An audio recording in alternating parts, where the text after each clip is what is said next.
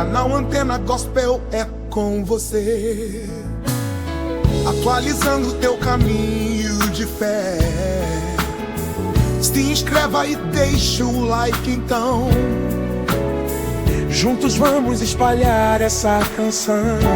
Minha Antena Gospel está captando algo, e o que você vai ouvir agora pode mexer com a sua visão de fé, infância e responsabilidade dentro da igreja. Tem gente aplaudindo a coragem da denúncia, tem gente defendendo a instituição, mas ninguém ficou indiferente. Um processo que envolve a Lagoinha Alphaville, uma criança de 11 anos e o tema mais sensível de qualquer culto, dinheiro, acendeu um farol vermelho no coração do povo de Deus. Minhas anteninhas abençoadas, prepara o coração e vem comigo, porque este caso mistura Bíblia e jurisprudência, teologia e pedagogia, fé e psicologia infantil, bastidores de ministério e o peso de palavras ditas no ambiente sagrado. Fica comigo até o fim porque, além dos fatos do processo, eu vou te trazer contexto bíblico, leitura jurídica simplificada, curiosidades históricas do dízimo, boas práticas para ministérios infantis e perguntas que vão cutucar a consciência cristã sem ferir a caridade. E já deixa aquele like abençoado, se inscreve no canal Antena Gospel e ativa o sininho. Aqui a notícia vem com luz, verdade e temor a Deus.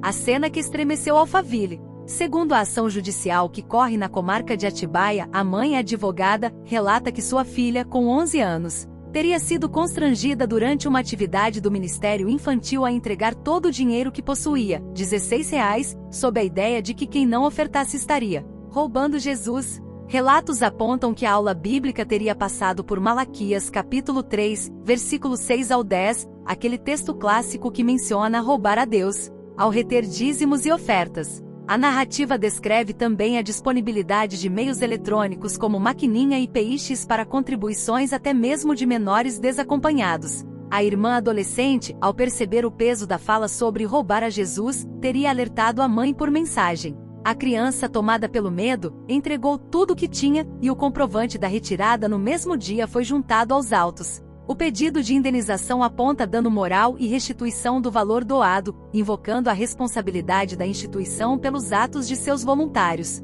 Minha gente, aqui não é questão de demonizar igreja nem canonizar processo. É respirar fundo e perguntar: o que uma criança de 11 anos escuta quando a gente usa expressões de alta voltagem espiritual? Onde termina a catequese e começa o constrangimento? Onde a boa intenção, sem filtros de idade e maturidade, vira peso na consciência de quem ainda está aprendendo sobre Deus? Entre a lei e o evangelho, o que diz o ECA, o Código Civil e a prudência pastoral? Antes de tudo, a lei brasileira define criança como pessoa até 12 anos incompletos, um parâmetro jurídico que importa quando falamos de autonomia para decisões, inclusive financeiras ou religiosas. Há também um dispositivo sensível no Estatuto da Criança e do Adolescente: submeter criança ou adolescente sob sua autoridade, guarda ou vigilância a vexame ou a constrangimento, é crime com pena de detenção. O bem jurídico tutelado ali é justamente a integridade psíquica e a dignidade do menor. Em linguagem do dia a dia, não é só não bater,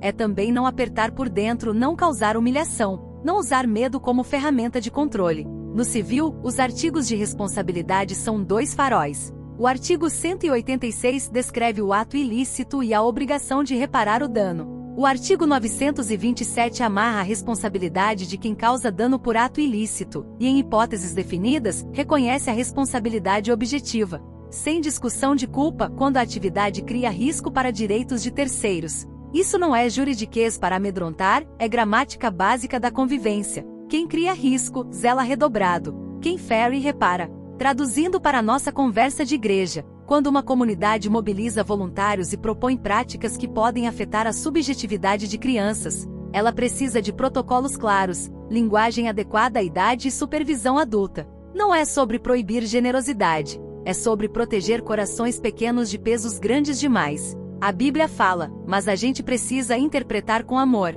O texto de Malaquias capítulo 3, versículos 6 ao 10, tem história longa, trata de fidelidade comunitária num contexto de Israel, sustento levítico e justiça social. Ele é potente e sério, e por isso mesmo exige cuidado pedagógico quando lido para crianças. Já Jesus, quando fala de crianças, acende outra luz: deixai vir a mim os pequeninos, Mateus capítulo 19, versículo 14. Não tem pedágio espiritual nessa estrada, tem acolhimento. Paulo também lembra que quando eu era menino, pensava como menino. 1 aos Coríntios capítulo 13, versículo 11. Ora, se a própria Bíblia reconhece etapas de maturidade, por que a nossa didática às vezes tenta pular fases? Generosidade é discipulado, medo é atalho perigoso. O Novo Testamento desenha a contribuição como ato livre e alegre, segundo propôs no coração, 2 aos Coríntios capítulo 9, versículo 7. É uma pedagogia do amor, não da coação. O ponto mais sensível, medo de estar roubando Jesus. Vamos falar do elefante na sala com carinho e firmeza. A frase roubar Jesus bate diferente numa criança. Para um adulto pode soar como metáfora teológica, para uma criança pode soar como polícia do céu. E medo não é combustível da fé, é freio no coração. Ah, mas foi só uma figura de linguagem. Sim, e figuras de linguagem têm efeito. Se a criança foi ao caixa porque teve medo de estar roubando alguém que ela ama, então a figura pesou. Não valeu como poesia, funcionou como sentença. E se o Ministério Infantil estava com PX e maquininha disponíveis para doações de menores desacompanhados? É hora de revisar protocolos. Escola segura tem portão, Ministério Infantil seguro tem linguagem, limites e consentimento dos pais. O que aconteceu com a liderança local? Esse episódio ganha holofote no momento de transição na Lagoinha Alphaville, após a despedida de seus líderes anteriores e uma reestruturação ministerial. Mudanças de liderança sempre pedem revisão de processos, treinamento de equipes e cuidado com a cultura. O caso judicial acendeu um alerta para que esse check-up pastoral e pedagógico seja profundo, transparente e com a participação dos pais, comunidade e liderança caminhando juntos, sem caça às bruxas e sem varrer poeira para baixo do tapete. Mas e a responsabilidade da família? Pergunta boa. Família é o primeiro ministério. Pais e mães ensinam sobre dinheiro, generosidade e limites.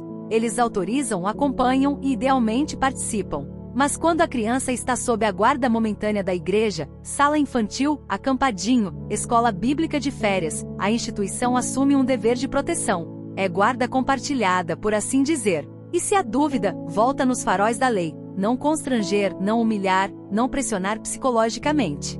Dízimo de criança existe? Existem pais que ensinam seus filhos a separar a parte de Deus da mesada, como exercício de prioridade e gratidão. Isso, feito em casa com carinho e bom senso, pode ser lindo. Mas institucionalizar cobrança, apertar consciência infantil ou criar mecanismos que facilitem transferências eletrônicas de menores sem ciência dos pais é outra conversa. Entre a ternura de ensinar a dividir e a violência de instalar culpa, há um abismo, e o Evangelho pede pontes, não empurrões. O fio histórico, do celeiro de Israel à cultura do cartão no Antigo Testamento, o dízimo se conectava à economia agrícola e ao sustento de um grupo específico, os levitas, além do cuidado com o necessitado. No Novo Testamento a ênfase desliza para a generosidade proporcional, voluntária e alegre. Ao longo da história da Igreja, a prática assumiu formas diversas, com maior ou menor rigidez conforme a época e a tradição. O que a modernidade fez foi colocar bancarização em tudo, maquininha, QR Code, PIX.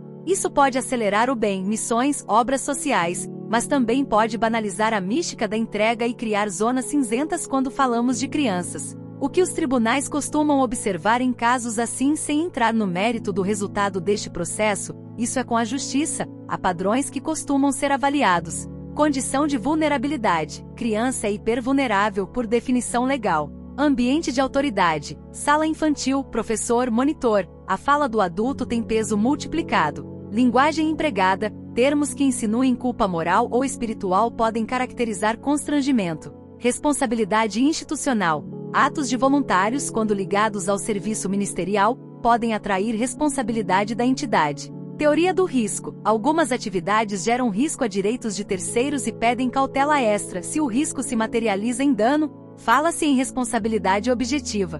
Boas práticas para ministérios infantis que amamos e queremos ver prosperar. Minha antena gospel não aponta dedo, aponta caminhos. E aqui vão práticas que protegem as crianças, aliviam o coração dos pais e blindam a igreja. Consentimento claro dos responsáveis. Qualquer ação que envolva dinheiro, cofrinhos, ofertas, doações, precisa de comunicação prévia aos pais, por escrito, com objetivo pedagógico, data e modo de participação. O alvo não é arrecadar, é educar para a generosidade. Linguagem adequada à idade. Evitar expressões de culpa ou maldição. Falar de gratidão. Partilha. Cuidado com o próximo. Se usar textos duros como Malaquias capítulo 3, versículos 6 ao 10, contextualizar. Naquele tempo, hoje Jesus nos ensina a amar e ajudar com alegria. Transparência pedagógica quando houver cofrinho em sala, que seja simbólico, moedas de papel para levar a um projeto social escolhido pelas crianças e pais. Nada de PX ou maquininha em mãos de menores, isso é pedir para dar ruim.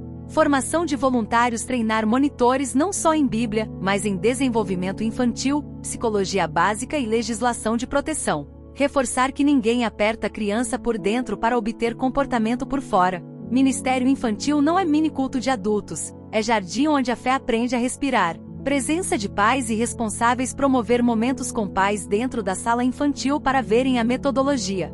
Confiança nasce de transparência. Canais de escuta, uma caixa de escuta, real ou digital, para pais e crianças falarem como se sentiram. Criança também sabe dizer fiquei triste, fiquei com vergonha, fiquei com medo. E quando ela confia e fala, a igreja aprende e melhora. Uma palavra pastoral que cura, mas então nunca mais podemos falar de contribuição com crianças? Calma, anteninhas. Podemos, sim, desde que o foco seja o coração, não o cofre.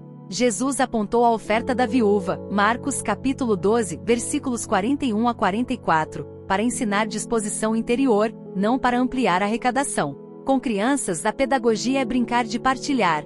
Dividir o lanche, separar um brinquedo em bom estado para doar, desenhar cartões para idosos da comunidade. Generosidade vira vocabulário do amor, e o dinheiro deixa de ser fantasma. O que esperar daqui para frente? O processo segue seu curso, com pedido de danos morais e restituição simbólica. A justiça vai examinar prova, contexto, versões e consequências. A igreja, por sua vez, terá a oportunidade de apresentar sua defesa, explicar protocolos, mostrar eventuais ajustes e manifestar cuidado com as famílias. É o que esperamos de uma comunidade que leva Jesus a sério. Humildade para ouvir, coragem para corrigir, prontidão para acolher. Independentemente do desfecho jurídico, há um desfecho espiritual que depende só da gente. Escolher palavras que libertam, não que amarram. Pastorear com ternura, não com temor. Ensinar com alegria, não com culpa. Porque no amor não há medo, antes, o perfeito amor lança fora o medo. 1 de João, capítulo 4, versículo 18.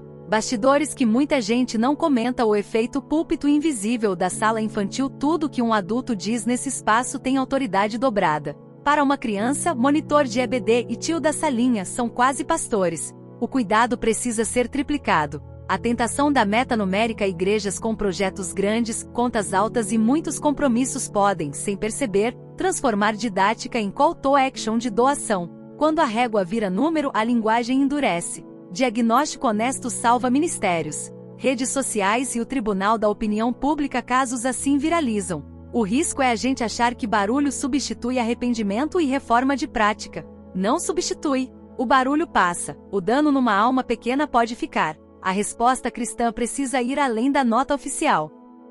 A saída é simples, porém custosa. Treinar, revisar, pedir perdão quando preciso, devolver valores quando necessário, comunicar melhor. Celebrar a generosidade com projetos concretos e com participação da família. Custa tempo e humildade, moeda que o céu valoriza. Um chamado à maturidade. Minhas anteninhas do Antena Gospel, não vamos cair no truque do time A x time B. Igreja não é arquibancada de clássico, é hospital de gente que precisa de graça. A dor desta mãe e o susto dessa criança valem nossa escuta. O zelo dos líderes e o peso da responsabilidade valem nossa oração. O evangelho que pregamos para os pequenos vai revelar que tipo de gente nós somos quando ninguém está filmando. Instrui o menino no caminho em que deve andar. Provérbios capítulo 22, versículo 6. Instruir não é apertar, não é culpar, não é apertar a tecla do medo. Instruir é traduzir o céu para o tamanho da mãozinha que segura o lápis de colorir. Perguntas para a família Antena Gospel responder nos comentários.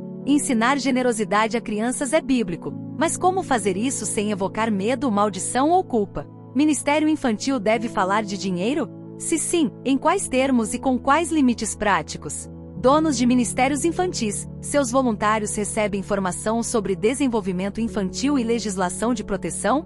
Pais e mães, vocês preferem que qualquer doação feita por seus filhos passe por vocês primeiro?